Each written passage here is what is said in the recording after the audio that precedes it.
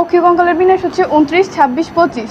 29 হচ্ছে করটি, 26 হচ্ছে মেরুদণ্ড, আর 29 হচ্ছে করটি, 26 হচ্ছে মেরুদণ্ড, আর 25 হচ্ছে বক্ষপিঞ্জ।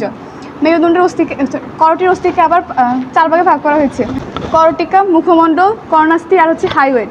করটিতে হচ্ছে 8টা অস্থি, মুখমণ্ডলের 14টা, আর কানে 3টা করে 6টা, আর হাইওয়েট হচ্ছে 1টা অস্থি।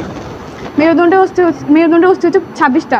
এটা 5 ভাগে ভাগ করা হয়েছে: সার্ভাইকাল, থোরাসিক, লাম্বার, তারপর স্যাক্রাল আর হচ্ছে ককিজিয়াল।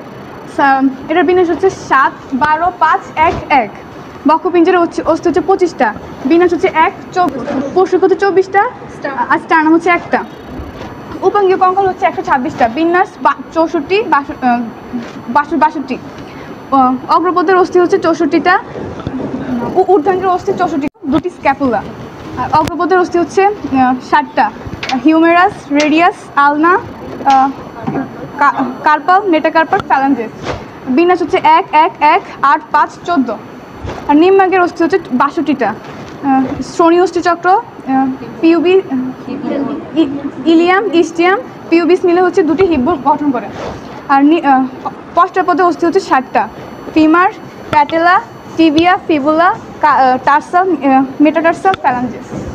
বিন্যাস হচ্ছে 1, 1, 1, 1, 7, 5, 14।